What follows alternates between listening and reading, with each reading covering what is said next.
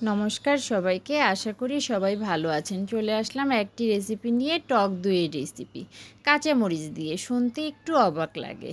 বাচ্চাদের দুধ দেওয়ার পরে অবশিষ্ট দুধ প্রায় সময় বাসায় থেকে যায়, সে সময় আমরা দুধটা কাজে লাগাইতে পারি। অনেক সময় দেখা যায় দই জমানোর জন্য দইয়ের স্বাদ থাকে না, সেহেতু আমরা কাঁচামরিচ দিয়ে টক দই খুব সহজে জমিয়ে ফেলতে পারি। দুধটা আমি গরম করে রেখেছিলাম, এখন ঠান্ডা হয়ে গেছে। আঙ্গুল দিয়ে আমি দেখেছি দুধটা ঠান্ডা হয়ে গেছে, সেহেতু বাসায় যদি কাঁচামরিচ থাকে 5-6 টুকরা কাঁচামরিচ আমি সেখানে দিয়ে দেব। যে পাত্রে বসাবো পাত্রটি আমি হাই হিটে গরম করে নেব, আর তারপরে সেখানে ছোট্ট একটি তোয়ালি রেখে দেব। তারপরে আমি যে বাসনে দই বসাবো মুখ লাগিয়ে আমি ঢাকনা দিয়ে ঢেকে দেব। হাতে যদি সময় থাকে 24 ঘন্টাও রাখা যায়, তাছাড়াও 6-7 ঘন্টাতেও দইটা জমে যায়।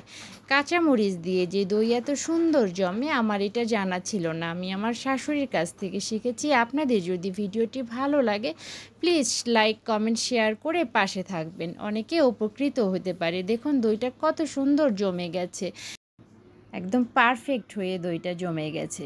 প্লিজ আপনারা বানিয়ে দেখবেন।